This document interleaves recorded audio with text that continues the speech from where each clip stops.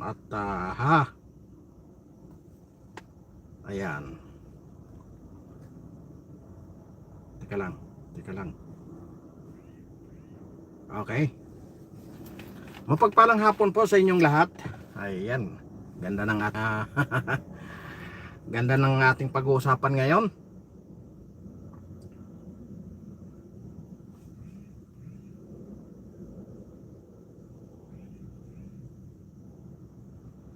Alright, bago ang lahat, mega love shout out po kay Mami Mercy Kalunod,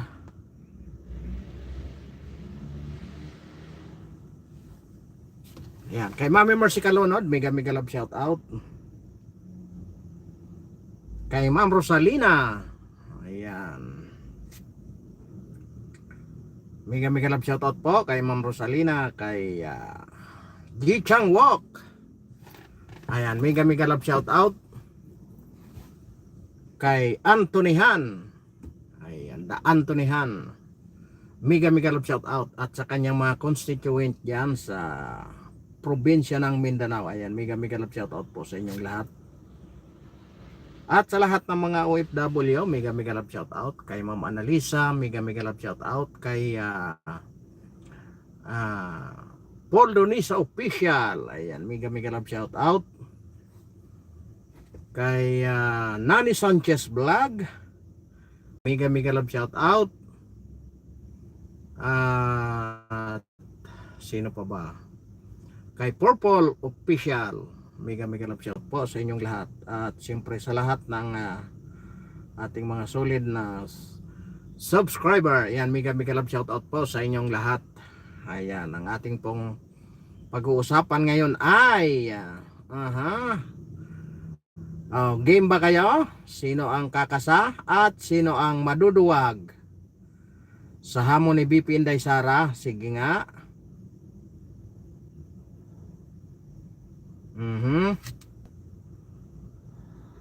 Sino ang maduduwag at sino ang kakasa sa hamon ni BP Inday Sara sa inyong lahat? Mga ano yon? Mga young guns. Ayan, hinahamon niya kasi katuwiran niya is nung kayo ang sige ang pampuna, hindi sumasagot, aba, tuwan-tuwa kayo. Nung kayo ay sinagot, nagagalit kayo kung ano-anong pinagsasabi nyo. Ayan, hamon sa inyo live on television. Ngayon, sino ang maduduwag? Diyan natin malalaman kung sino ang adictus, benedictus, di ba? Ngayon, sino sa inyo ang mapapalagyan? Sino sa inyo ang kakasa? Dalawang hamon ni BP Inday Sara, sa kanya dalawa, sa inyo isa lang. Live, no holds bar ito walang ano yon. Hindi na kailangan paabuti ng 3 months kasi baka makapag ano pa kailangan na now na nananawagan na siya sa PMA, ano yun, Philippine Medical Association.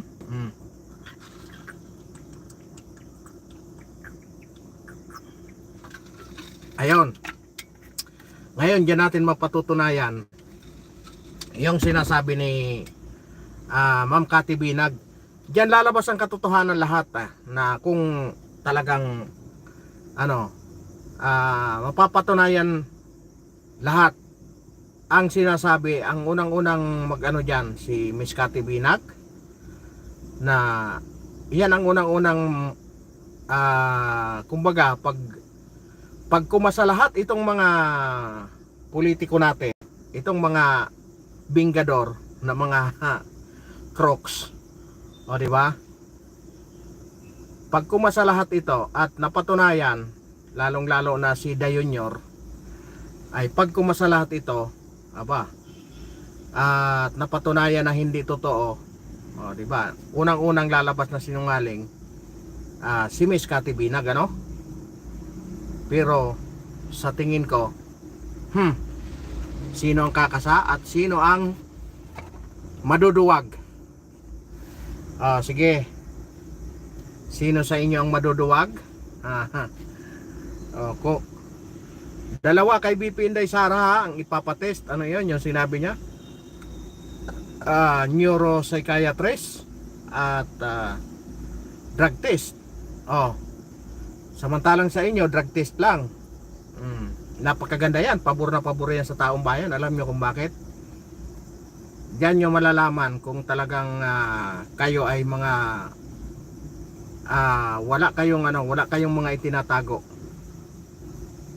Ngayon, alam nyo na kung sino ang mga mababahag ang buntot dyan. Asahan nyo. May mga tinatago yan, mga yan. Kaya sa darating na 2025, iikis nyo na yan sa balutan nyo. Kung sino ang mga kumasa at pumasa, very good yan. Sige. Sino ang kakasa sa inyo dyan?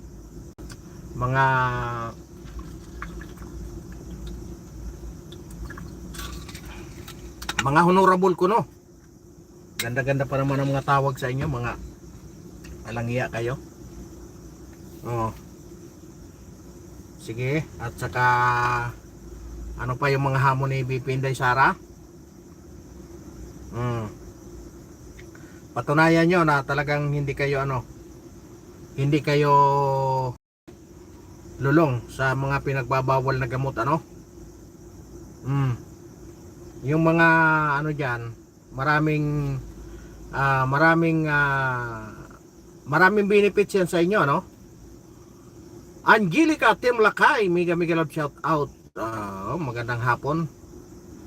Ba? Saan galing to? Ay, magandang hapon sa inyong lahat kay Angelica. Ayan, Team Lakay. May may panty ito si Angelica. Maraming salamat sa iyo, Angelica, sa iyong pagdaan at sa nakatambay diyan. Maraming salamat sa inyong lahat. Ayan na nga ang ating ang hamon ngayon ni BP Inday Sara ay kakasana ang kumasa para once and for all magkakaalaman na, no? Alam na natin kung sino ang duwag at sino ang mapapahiya diyan, no? Kasi nga siyempre yan eh. Pero siyempre may mga yung mga diyan, may mga excuse na yan. May mga excuse na yan.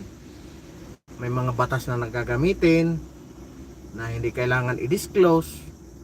Mga pautot na mga kaika na saka sa ayaw lang nilang mabuking kung ano ang mga pinaggagawa nila sa kanilang mga sarili.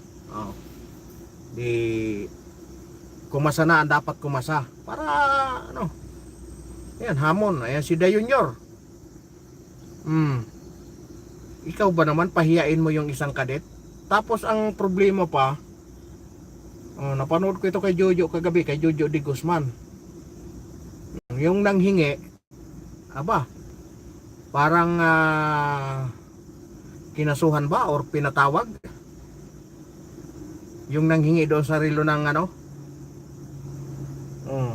siyempre ito kasing mga kadet, may mga yan eh, kumbaga may mga fraternity yan dyan sa loob. Ibig sabihin, yung na yon, yung isang kadete na yon, baka natapat yun na initiation rights nila. Sige, ito ang namin sa iyo. Kasi mga graduating ito eh, baka initiation rights yon, napagkaisahan ng grupo na ikaw nakatakda, ikaw ang na humingi ng relo ng presidente, no? Ang masakla, hindi lang tinanggihan, pinagtawanan pa ng mga hinayupak, no? Talaga doon mo makikita kung gaano ang presidente, kung gaano katotoo sa taong bayan. Doon nasubukan yun eh. Nasubukan yun kung gaano katotoo ang isang presidente sa taong bayan. Kita nyo yan kung paano pinagtawanan yung isang kadit. Samantalang nagpapakamatay ito para sa bayan. Tapos ginano nila, pinagtawanan. Samantalang si Pangulong Duterte binigay. Siyempre paano maibigay kung milyon ba naman yung halaga nung milyon ba naman yung halaga nung baka nadali pa yung Prado o kaya yung yung mga pinakamamahal na relo o talentik na yan. Paano kaya tayo makahawak yan, lintik na relo na yan? Dahil sa relo na yan na-degrade yung isang na-degrade yung pagkatao ng isang kadete, biruin mo pinagtawanan. Mga edukadong tao yun, may mga pinag-aralan yun. Kaya makikita nyo ito sa lahat ng mga makakapanood nito na yun talagang mga nasa laylayan yan ng lipunan. Doon mo makikita ang isang presidente na may pagpapahalaga sa may pagpapahalaga sa nasasakupan niyang bayan, sa pinamumunuan niya. Doon mo makikita kung gaano siya magpahalaga dapat sa mga pinamumunuan niya, lalong lalo na sa ating mga mahihirap, kung saan mas nakakarami tayong mahihirap kaysa sa mayayaman, dahil yung mga mayayaman ilan-ilan lang yan, yung mga crony lang naman ang talagang yung mayaman dyan. Doon nakita ang isang presidente kung gaano ka walang pagpahalaga sa atin na mamamayan. Doon nasukat nang dahil lang doon sa relo na yon. Hindi naisip yun, yung kanyang mga advisor. Dapat yung mga ganyan kasi ang sinusuot mo hindi yung mga mumurahin hindi yung mga mamahalin na relo. Kasi in case man na magkaroon ng lakas ng loob katulad nun, hindi napapahiya. Kumbaga hindi lang yung kaditi doon ang napahiya kung hindi yung presidente mismo. Kasi lumalabas na matapobre yung presidente talaga. Yan ang lumalabas diyan, yan ang katotohanan. Isipin mo nang dahil sa relo, pahiyain mo yung tao, pinagtawanan pa. Kaya ang tingin sa atin, bigyan lang tayo ng katiting, tapos sa kanila milyon, tuwan-tuwa na sila doon. Natutuwa na sila doon. Kumbaga, doon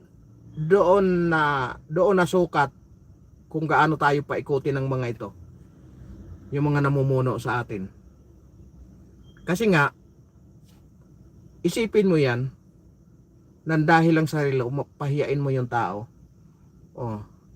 Siguro kaya nagkaganon kung hindi man pangkaraniwan na yun sa kanila, na talagang pag may pagkakataon na ganyan na okasyon, hinihingi yung relo talaga ng presidente. Nagkataon lang na matapobre ang presidente natin ngayon. Anong mangyayari? Kaya kita nyo, ang ginagawa sa atin puro ayuda. Kumbaga, parang sinasabi ng mga namumuno sa atin na hanggang doon lang tayo, hanggang kumbaga sa atin palito, sa kanila ang puspuro. Parang yun ang niyan, yun ang sukatan yan ng pagkatao ng presidente. Doon sinukat kung gaano katatag ang kung gaano ka hina ang mga nasa paligid nito ni The Junior, nandahil lang sa relo. Ayan tuloy. Ang problema, tira kayo ng tira sa tao. Nung tinira kayo, galit kayo. Tapos kung ano-anong pinagsasabi, yan tuloy, hinamon kayo. Ngayon, sige, kasahan nyo yung hamon sa inyo. Imbis nananahimik kasi yung tao, kinurot na nung kinurot, inasaktan yung tao. Nung kinurot kayo, nagagalit kayo ngayon.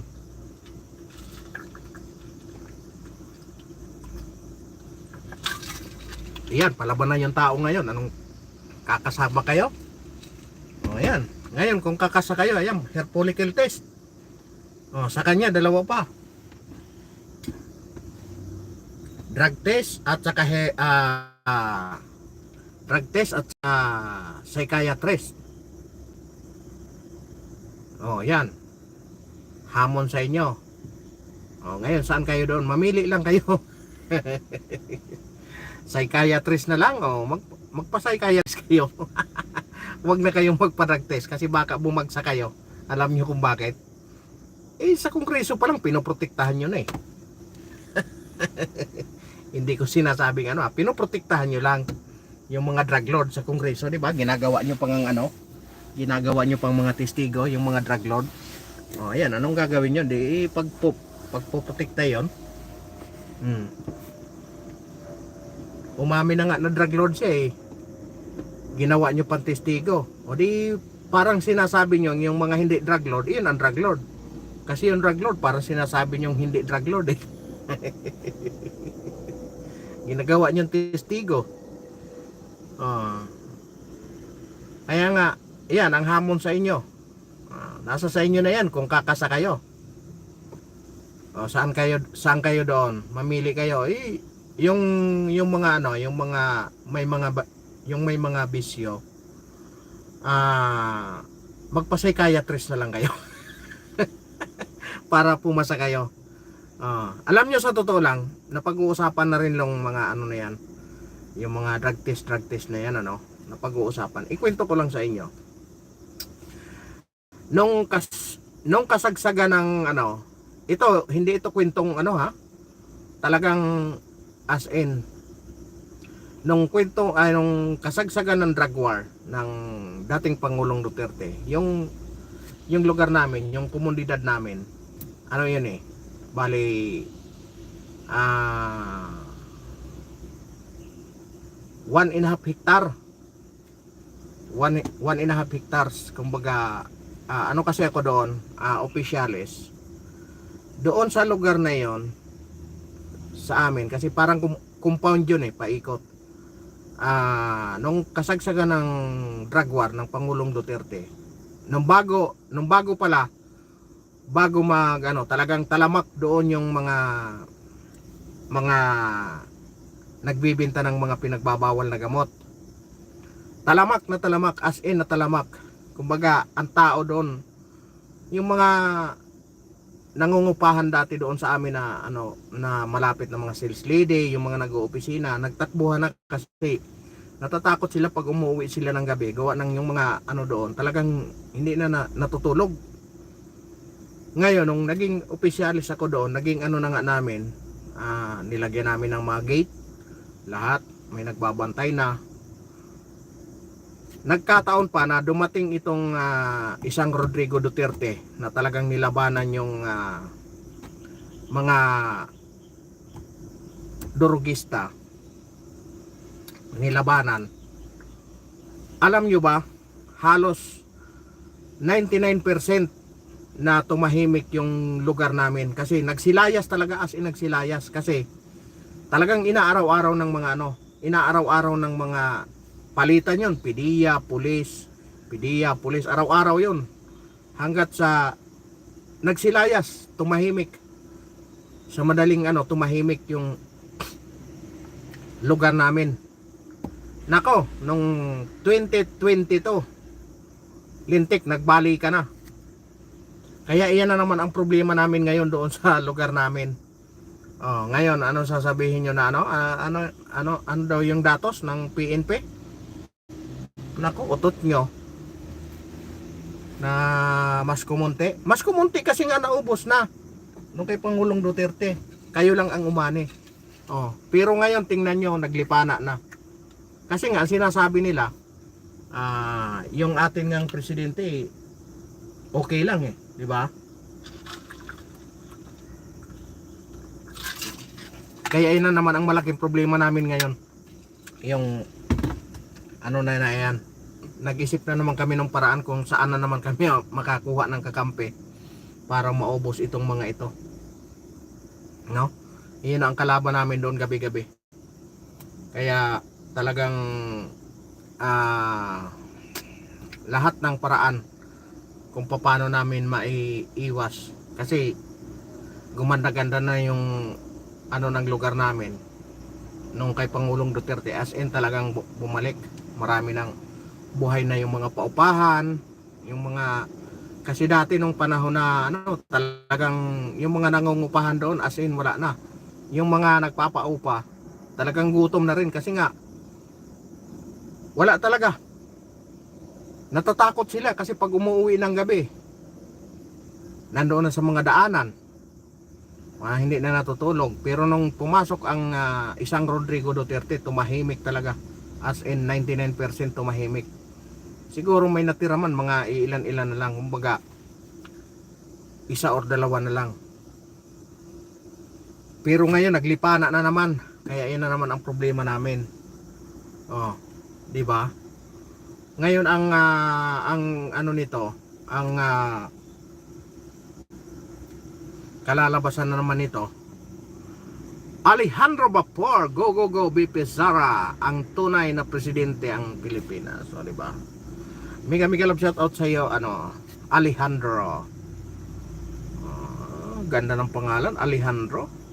Iyon na nga Alejandro, hinamon na sila ngayon kasi nga sabi nga yung may kasabihan nga tayo, yung bata pag kinurot mo ng kinurot at nasaktan ng nasaktan yon, bandang huli lalaban yon. Katulad yan, tinira nila ang BP Inday Sara. Ngayon na sumagot, nagkandapikon. Ngayon hinahamon kayo ngayon. Sino ang maduduwag o sino ang kakasa? Ganun lang kasimple. Dalawa pa kay BP Inday Sara, ha? Sa kanya ay psychiatrist at hair follicle test. Tapos na si Pulong sa hair follicle. Si BP Inday Sara na lang. Saka kayo, kung kakasa kayo live, ha? Siyempre mangunguna dyan siyempre ang presidente. Kasi presidente ka ng Pilipinas, dapat pangunahan mo na ikaw talaga ay taong matuwid at wala kang tinatago, no? Pag ikaw ang namumuno sa isang bayan, dapat ikaw ay walang tinatago, handa ka sa lahat ng hamon ng buhay, kumbaga, para mapatunayan ng taong bayan na talagang ikaw ay totoo sa iyong sarili. Kasi doon pa lang sa graduation ng mga kadete ng PMA, doon pa lang nakitaan ka na ng hindi ka makatao, no?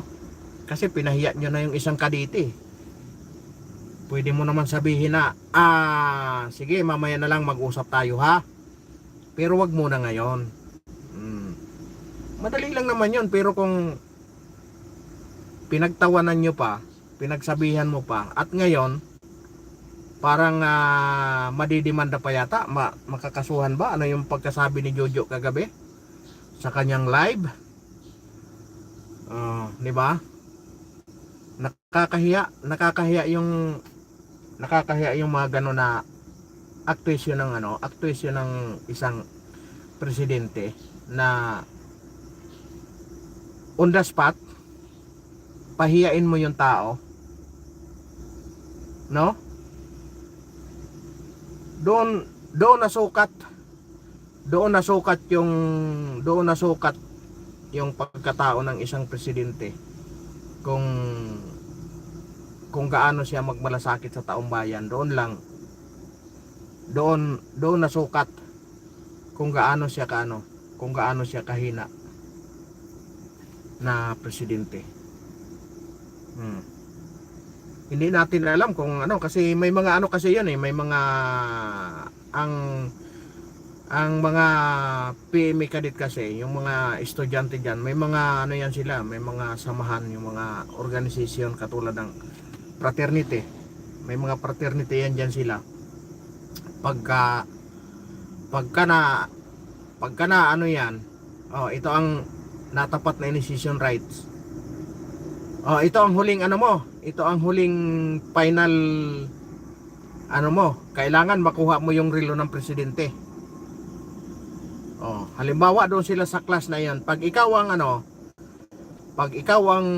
nakakuha sa relo ng presidente, magiging magiging paglabas natin doon sa labas. Kumbaga ikaw ang kikilalaning presidente ng pinuno ng isang organisasyon sa isang anong tawag ba noon, yung isang grupo, yung pag-graduate, isang team, tama ba yon?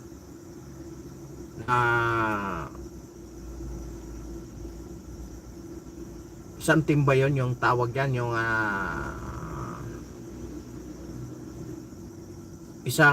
yung magagraduate ng buong taon na yon, di ba? Doon pa lang nasukat kung gaano ka walang kwenta ang presidente, samantalang si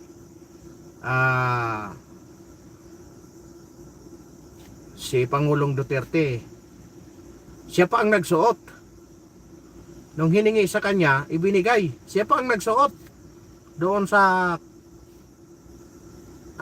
estudyante. Kita mo yon kung gaano ka layo ang pagkakaiba ng dalawang presidente, Kaya doon mo makikita na talagang matapobre itong na ito. Sa bagay, marami namang nagsasabi na hindi talaga si BBM ang nagpapalakad ng gobyerno kung hindi ang asawa. Sabi-sabi nila yun, hindi naman ako naniniwala kasi hindi ko alam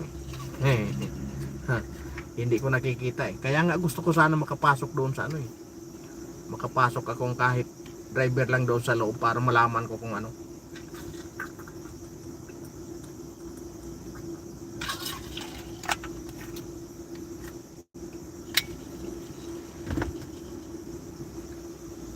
para madaling malaman kung talagang gaano ka reliable ang source na talagang ang nasusunod.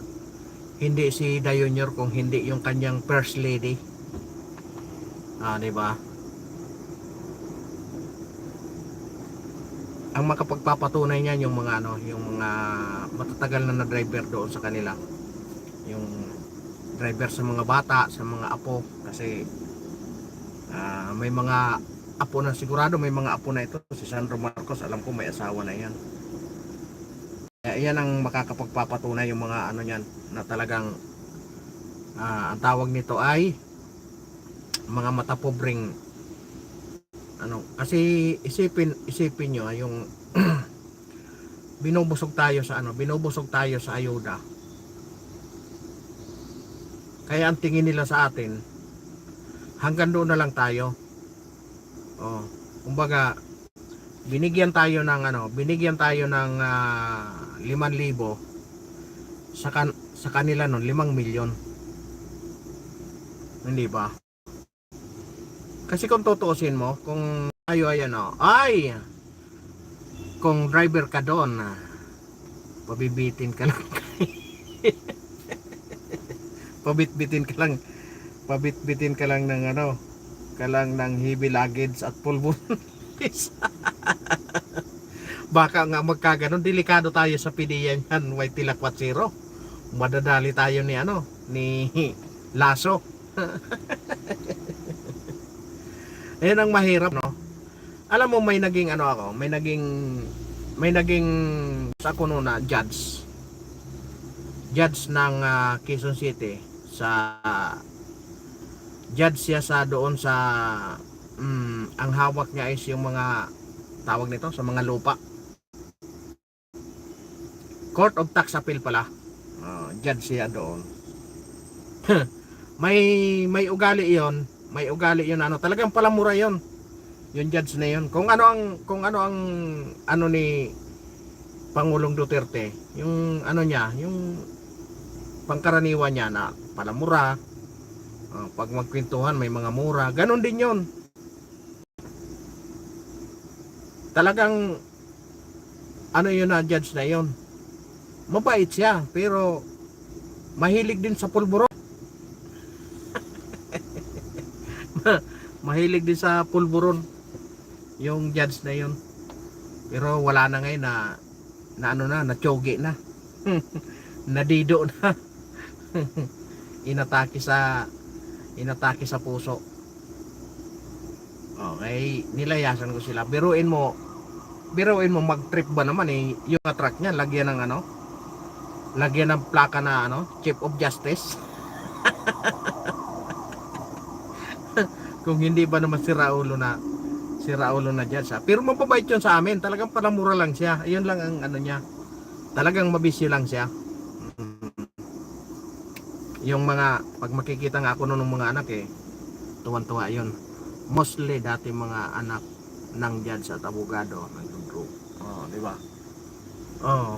Di, yun talaga, yung tatay talaga. As in yung tatay. Kasi yung mga anak, mga independent na naman na mga businessman. Mga businessman, yung isang anak niya is hauler ng mga yung mga tanker, ang business niya. Tapos yung isa may gasolinahan. Yung isang kapatid is may hardware. Ayan, kanya-kanya sila kasi tatlo lang ang anak nun eh.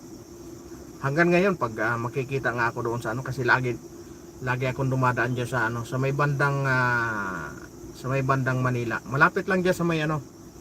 Malapit lang diyan sa may Chinese General Hospital. Yung kanyang negosyo isang gasolinahan, tapos yung hardware, tapos dalawa palang gasolinahan niya. Petron ang gasolinahan nila. Ayan, diyan malapit yan. Walang ibang Petron diyan. Malapit lang diyan sa may paikot ng Chinese General Hospital. Tapos yung ano, yung hardware diyan din lang malapit. Oh, kaya nagustuhan ko naman doon ano, Waitilak Patsiro. Yung katapat ng building kasi ano kami noon eh. Stay kami doon sa yung hardware, mayroong barracks doon na talagang para sa mga empleyado. Nagustuhan ko naman doon. Sabi ko dito ako sa hardware, ayaw ko diyan sa Petron. Kasi mga tiber kami noon eh.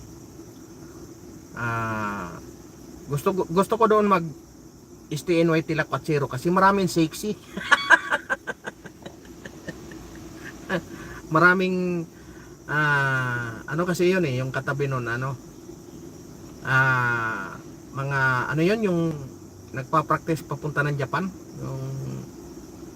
yung mga sumasayaw ngayon, mga entertainer sa Japan yan, kaya palagi yung sexy, kaya doon kami madalas mag-stay. Pero naka ano talaga ako doon sa judge, doon talaga ako naka-assign. Pag iyon nga nag-trip, halimbawa ano, kasi may maraming truck yun eh, tanggalin nyo yung plaka, mga Japayoke yan. Huwag naman Japayoke, entertainer naman. Naghanap nga ako ng way. Dinirekta naman yung Waitilak Patsiro. Pag iyon nga nag-trip Waitilak Patsiro,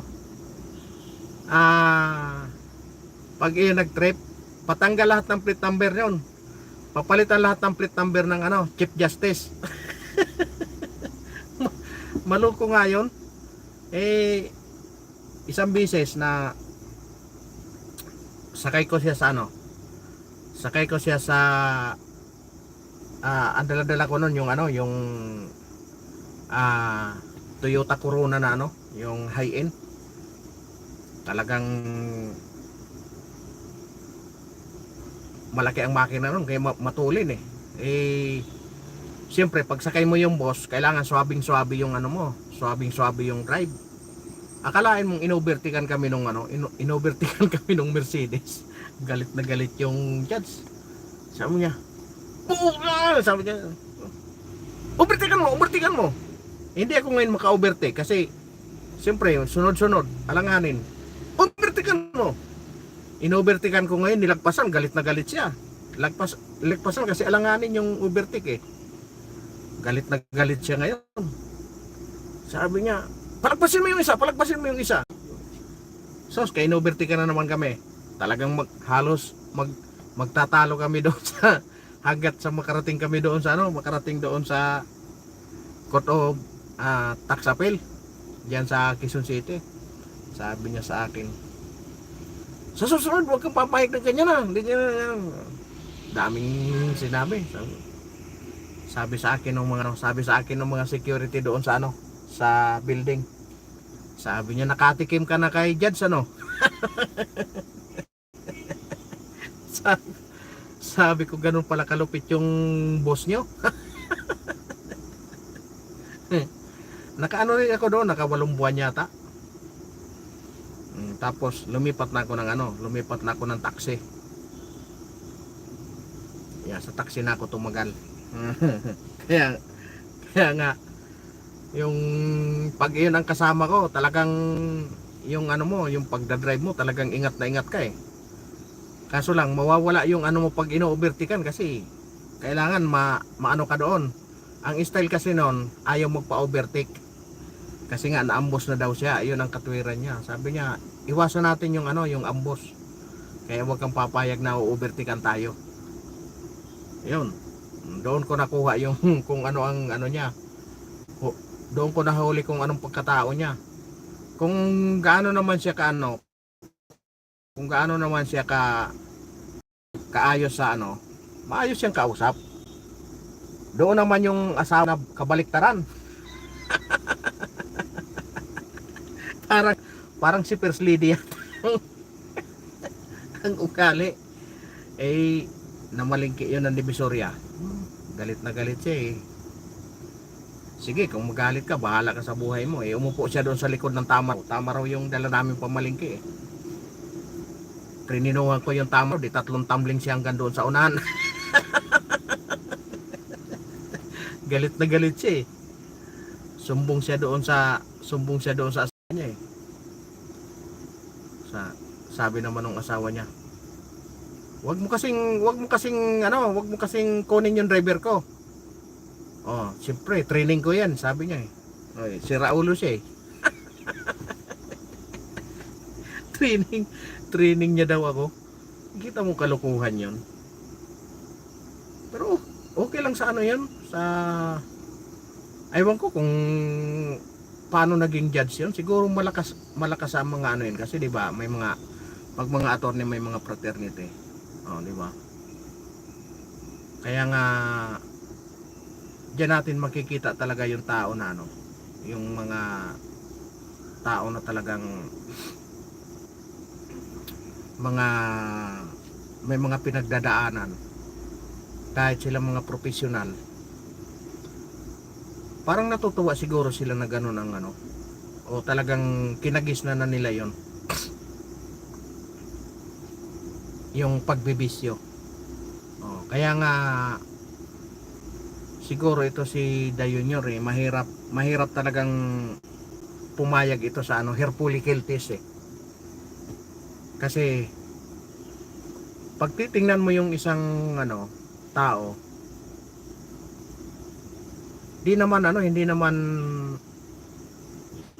katulad ng yun sa bawal na gamot na yung ano, yung talagang yung jabo jabo, talagang gaganyan ngiwi ka doon eh. Si De Junior hindi masyadong halata. Kaya kung sa ano man talagang baka naagapan lang. Kasi pag talagang wala nang karga yan, mahahalata mo talaga na talagang ano ito, yung talagang tumatabingi pag wala nang karga. Kasi kailangan yan tuloy-tuloy yung ano mo, para yung tawag nito, tuloy-tuloy yung karga mo, para pag continuous, kumbaga normal yung galaw mo pag tuloy-tuloy yung tick mo niyan.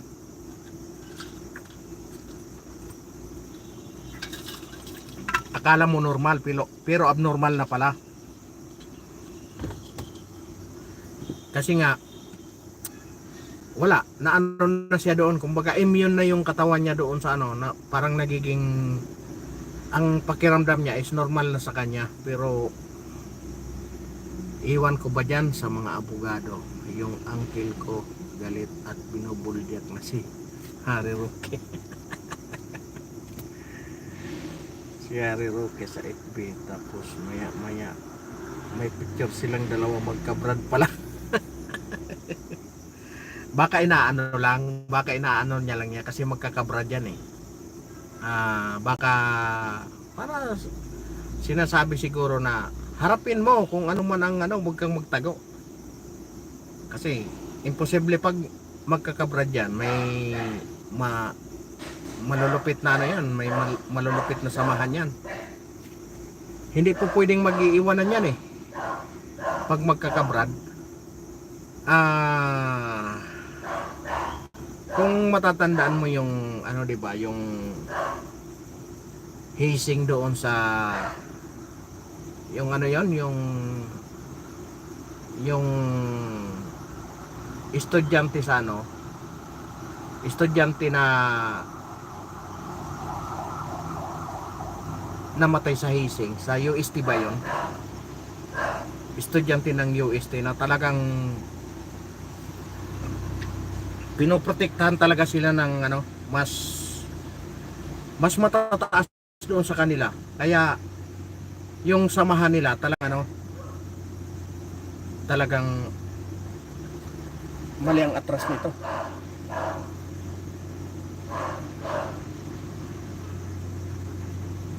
Pinoprotektahan talaga nila, lalong lalo na yung mas matataas sa kanila.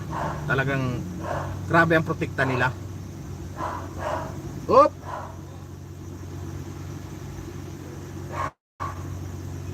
Grabe ang protekta nila. Ganun ang brotherhood sa fraternity. Oh. Kami naman, White Tilakwachero, mayroon naman kang fraternity. Ang fraternity namin, ano, ang pangalan, ano, Prating Gutom.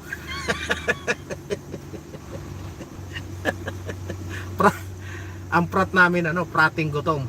Oh. Prating kulang sa tulog. Iyon naman ang aming fraternity. Prating walang kausap. Di ba? Maraming prat yan eh. Maraming klaseng prat.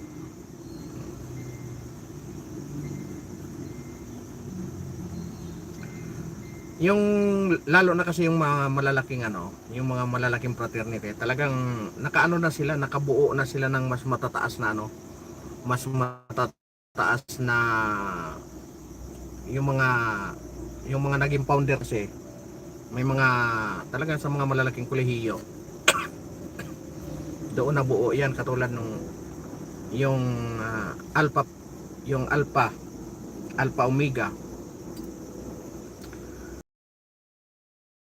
lalaki yan. Marami din sa gobyerno, marami din kung saan sa ngayon ng ano, marami din malalaking matataas sa gobyerno. Sa amin nga sa guardian si Pangulong Duterte is guardian yan. Si Lito Lapid guardian yan, kaso lang guardian tayo si Lito Lapid. Si Leon Guerrero, yan, si Lito Lapid. Si Unasan yata ang nag-ano sa kanya eh. Si Manny Pacquiao, yan, mga guardians yan.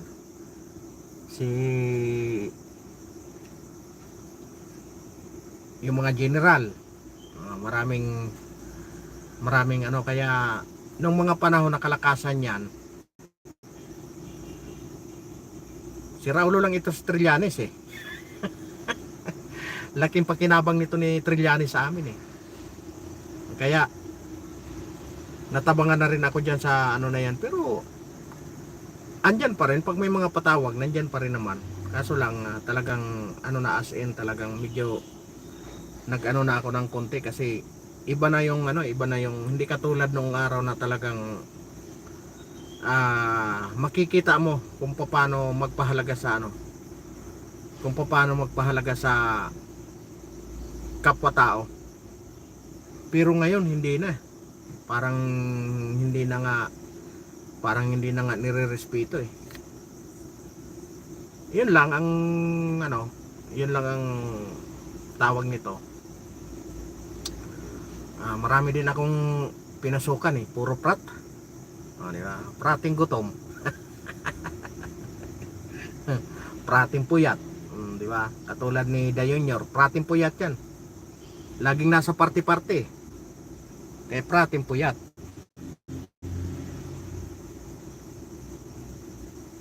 Kaya aywan ko kung sino ang kakasa dito sa hamon ni BP Inday Sara. Sabi nga ni BP Inday Sara, now na. Nananawagan na siya sa PMA Philippine Medical Association, nananawagan na siya na mag-ano sila ng independent agency na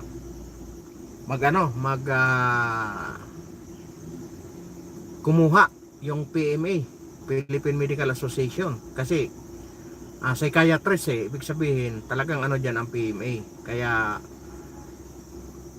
kailangan sila ang facilitate yan kung may mga kakasa sa hamon. Ang problema, aywan ko, bahala yan si Junior, may bagyo na naman.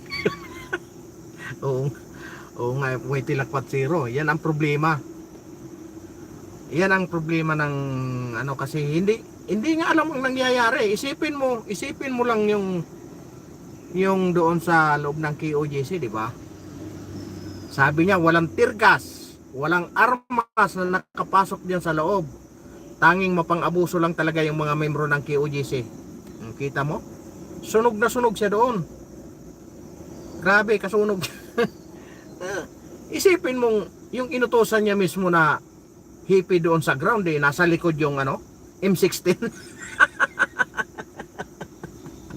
Kaya nga, alam natin na talagang alam natin na sunog na sunog doon si Junior. Kaso lang yung tao talagang wala bangag talaga anong gagawin natin, hindi alam ang nangyayari sa bayan.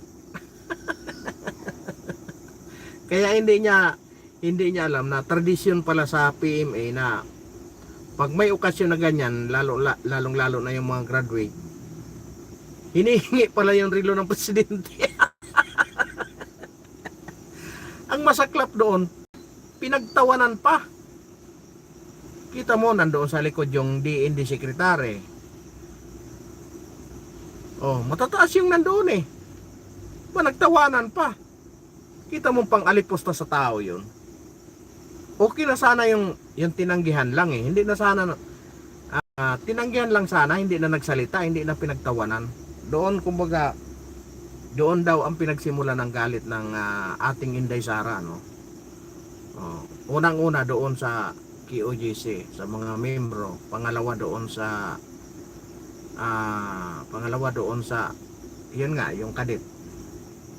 Pangatlo, yung inatake siya ng inatake. Ayan tuloy, nung inatake niya, ayan, nagkandawindang-windang sila, hindi na alam.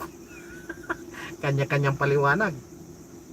Si Coco Pimentel naman, kumuha na rin, nakisabay na rin kasi alam niya na magti-trending. Nakisakay din si Coco Pimentel. Pero hindi ko alam si Coco Pimentel, baka ano lang yun ni Coco Pimentel, kasi nga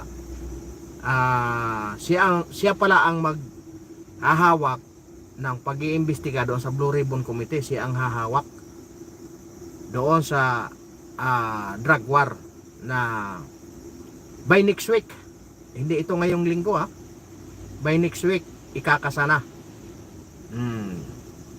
Sana ngayong linggo na ito, pero mas maganda next week, kasi baka wala akong anong schedule. Medyo maluwag-luwag ang schedule natin kasi may mga event na pupuntahan yung aking boss. Hindi ako masyadong gabi kong umuwi. Ayan, kaya medyo maluwag-luwag ako by next week. Hindi ko lang alam kung ngayong linggo na ito o Miyerkules, bukas, Huwebes, Biyernes, o kasi kumbaga baka pinadalan pa lang si mga resource person, alanganin. Tama ba? Baka next week, Lunes. Ngayon doon nyo na ipakita, i-announce nyo na yung mga kakasa sa hair follicle test or psychiatrist. Yung kung alam yung hindi kayo papasa sa hair follicle test, doon na kayo sa psychiatrist, baka pumasa kayo. Parang hindi lang kayo mapahiya, no? Ngayon ito naman ang ano natin, ito naman ang atin. Pag itong mga lalong-lalo na yung mga congressman nating honorable daw, pag hindi kumasa ang mga ito, tandaan nyo, ikisan nyo na pagdating ng 2025 sa May. Ikisan nyo na dahil sigurado alam nyo na mahilig sa pulburon. Lalong-lalo na si Dayonyor. Pero si Dayonyor wala na tayong magawa kasi nandyan na yan, presidente na yan eh. Kahit anong gawin natin, tumbling-tumbling, kung tumanggi siya, wala, hanggang doon na lang tayo. Presidente siya eh. Ngayon, ang tanging gawin na lang natin, i-impeach or patalsikin. Ganun lang ka, simple yun. Pero napakahirap yun. Kasi puro niya kaalyado eh. Yung patalsikin naman, hindi naman ganun kadali yon. Kasi kailangan ng ano diyan, maraming pagpaplano, mahabang pagpaplano, di ba? Kaya nga ang magagawa natin itong mga congressman na ito, ito man mga senador na ito, kung sino ang tumanggi diyan, alam nyo na, ikisan nyo na pagdating ng 2025. Kasi iyan ang sigurado. Totoo yung sinasabi ni Cathy Binag na marami dyan sa kongreso na may mga may mga daladalang lagayan talaga. Si Miss Cathy Binag may sabi nun kinote ko lang yung sinabi niya. Puntahan niyo si Miss Cathy Binag doon sa interview niya kay sa interview sa kanya ni Maharlika, marami diyan sa Congress. Sabi niya yun ngayon, kung sino ang unang pumutak diyan na tumanggi, ay alam nyo na. Kailangan ipapakumpirma natin kay Miss Cathy Binag yun. Kasi baka sasabihin na naman si Miss Cathy Binag, anong alam niyan? Si Miss Cathy Binag po ay dating asawa ni Lagdamio. Si Lagdamio po ay dating congressman. Ang chief of staff niya ay si Cathy Binag. Kaya si Miss Cathy Binag matagal din niya sa Congress nagtatrabaho. Okay? Kaya masasabi natin na talagang may alam. Ibig sabihin, magkaka-classmate. Compulsory yan dapat kasi bago mag-file ng COC tayong requirements yan. Yun na nga white tilakwat zero Kung sa atin talagang hindi compulsory sa atin kasi pag sa lisensya na lang or mag-apply ka ng trabaho, kailangan kukuha ka muna ng drug test. Pag mag-apply ka ng trabaho, hahanapan ka ng drug test. Hindi compulsory, talagang drug test ang kailangan.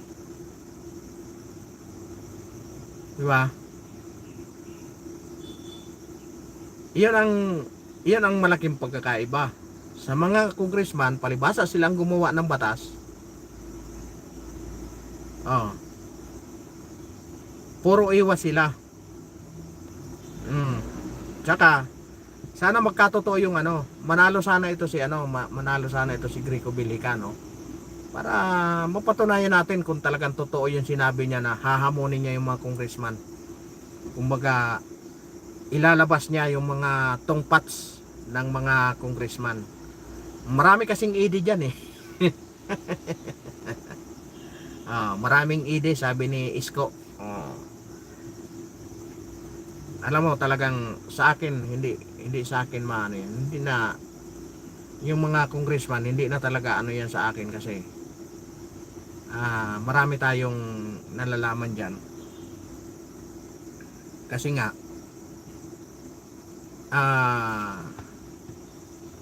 mayroon tayong mga kaibigan naman. Ang problema, yung source ko doon sa loob mismo, natatakot magbigay.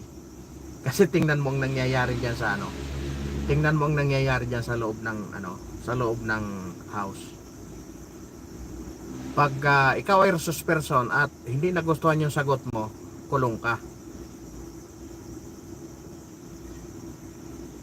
Di ba? Hindi talaga makapasa, way tilakwat zero. Kasi nga, yun ang ano, qualification eh. No? Ang problema, baka nga dinodoktor. Kasi nga noon, mayroon akong, nung kasagsagan sa driver's license, kasagsagan noon na may drug test, yung kaibigan ko talagang as in talagang solid yun kasi tumira yun sa akin eh. Nag-away lang kami noon kasi hindi ko nga nagustuhan yung ginagawa niya kasi nahuli ko eh. Ano na siya, talagang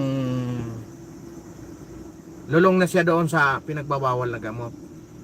Kaya pala sabi ko, bakit palagi kang walang pira? Yung pala, nauubos lang doon. Sabi ko, pareho naman tayo ng sweldo, bakit nakakautang ka pa sa akin? Ako may pamilya, ikaw wala. Doon ko nalaman na talagang ano na siya, doon sa pinagbabawal na yon. Ngayon, sabi ko, paano ka pumapasa sa ano? Paano ka pumapasa sa LTO pag nagda-drug test? Kasi noon may drug test eh. Yung pala, ang ginagawa niya, pag magpa-drug test siya, paihiin yung anak ko doon sa paihiin yung anak ko doon sa plastic ng ice candy. Tapos, ilalagay niya yan doon sa niya. Ilalagay niya yan doon sa natin. Doon sa kay Junior natin. Itatali niya yan doon. Pag magre-renew sa lisensya. Tapos yung kuko niya, tutulisan niya yon. Kaya pag kahit humarap siya, kahit nakabantay dati yung yung kumukuha ng urine natin doon sa LTO, kahit nandoon lang sa likuran mo, hindi mahalata gawa ng nandoon nakatali sa kay Junior niya eh. Pag nilagay na doon, pag sinali na doon sa mainit pa rin kasi siyempre sa katawan natin, siyempre mainit. Anak ng baka, sabi ko, kaya pala hindi ka bumagsak-bagsak dyan. Lintik na yan. 48 hours na biyahe namin noon, walang tulugan. Siya talagang umaabot pa ng walang tulog-tulog. Kami knockout na lahat, siya gising pa, nakikipag-inuman pa pagdating ng garahe kasi ang biyahe namin noon is Isabela, Manila, Isabela eh. Pagdating niyan dito, talagang makikipag-inuman pa, o pagdating ng Isabela makikipag-inuman pa. Lintik, grabe ang sabi ko, napakatibay mo naman. Yung pala, may agimat na. Anak ng baka, sabi kong buhay na yan. Kaya simula noon, nung pinagbawalan ko, naging na siya, lumayas siya sa akin. Sabi ko, maganda. Kaysa naman baka madamay pa yung mga anak ko sa pinagagawa mong kalukuhan. Di lumayas siya.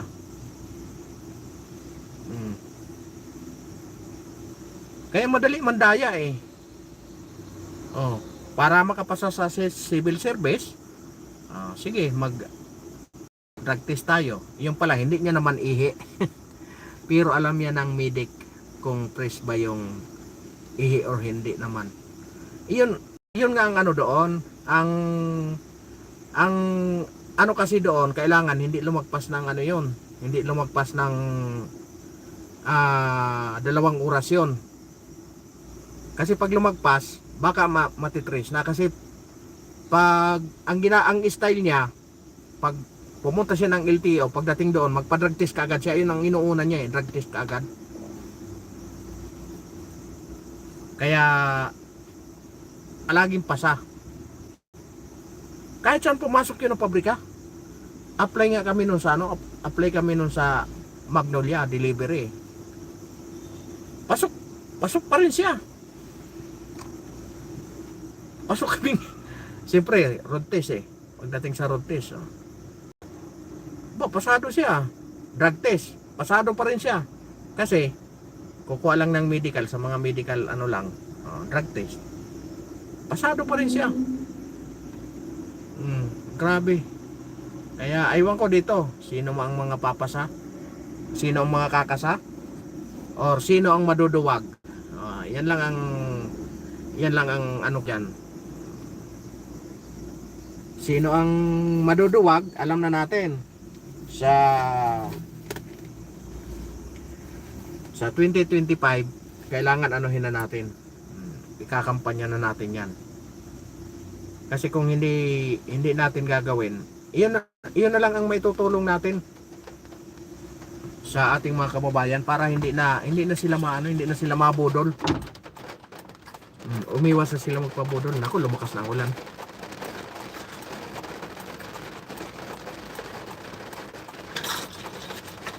Baka abutan kami ng baha.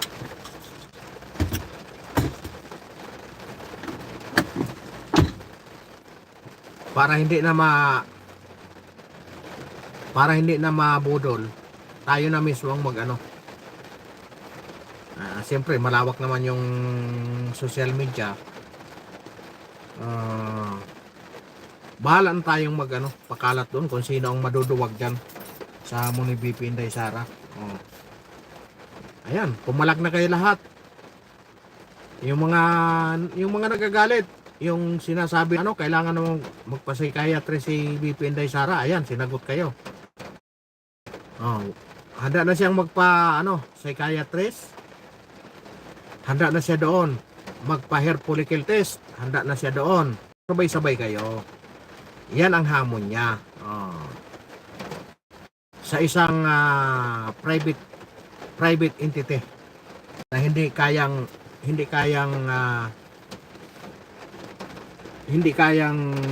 impluwensyahan ni numan. Yan lang ang hamon sa inyo. Simple lang. Kakasaba kayo? Para sa akin, kahihiyan nyo. Kasi mga madaldal kayo dyan, kung ano nung pinagsasabi nyo, naglabas lang ng sama ng loob, pinatulan nyo. Ayan, hinamon kayo. Ngayon, papatulan nyo ba? Yan, gano'n lang kasimple ang hamon ni BP Inday Sara. Kumasa kayo kung anong hamon niya at nakahanda siya. Dalawa sa kanya, isa sa inyo. Partida pa daw yun, ha? Partida pa sa kanya, dalawa sa kanya, ha? Isa sa inyo kasi sinabi niya naman psychiatrist lang. Nung nag-apply naman daw siya ng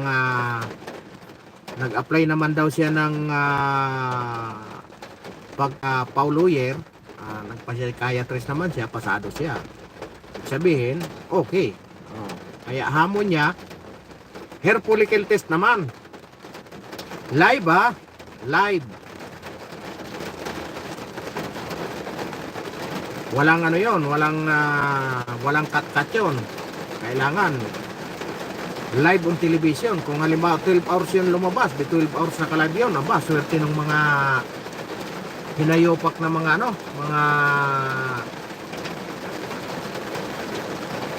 mga mainstream media, no? Swerte kasi live.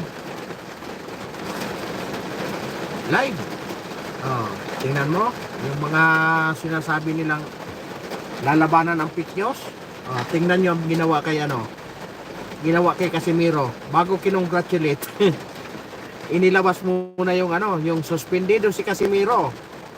Tsaka kinongratulate. Hindi ba naman mga gago? Ayan, nagalit tuloy sa inyo si Casimiro, lalo na yung GMA. Nako, una munang nilabas yung bad news bago yung good news talaga naman, no? Ang mga marites kasi sinusundan yung mga bad news yung good news ayaw sundan. Katulad nito, sinusundan yung mga Huwadcom committee. Alam naman natin ang puro mga huwad naman. Kita mo yung mga testigo. Puro mga ex-convict. Ngayon, sino ang nandoon? Yung ex-convict din, si Laila de Lima. Ex-convict din. Nandoon si Castro, isa ring ex-convict. Di ba? Kung malinis talaga ang mga honorable na ito, dapat unang-una nilang tanggalin dyan si Castro. Suspindihin muna nila kasi ex-convict yan eh. Sentensyado na yan eh. Kahit naka-apila yan, ay magpahinga ka muna. Si Tibis nga na natanggal ka agad eh. Hindi lang kaalyado eh. Kaso lang ito kaalyado nila. Kaya kibit balikat na lang. Ayun. Ayun lang ang hamon. Kaya magpapaalam na po ako. Maraming salamat kay Whitey Lakwachero. Yan. Salamat sa iyo, idol. Nagtambay ka dyan. Maraming salamat sa inyong lahat. At sa apat na nandyan, sino ba itong mga ito? Hindi nagko-comment eh. Si Whitey Lakwachero lang. At saka yung si Angelica. Yan, salamat sa inyong lahat. At maraming salamat sa inyong lahat. Mega love shoutout po. At mapagpalang hapon. Whitey Lakwachero, thank you. Ingat sa iyo saan ka man naroroon. Yan, ingat sa trabaho.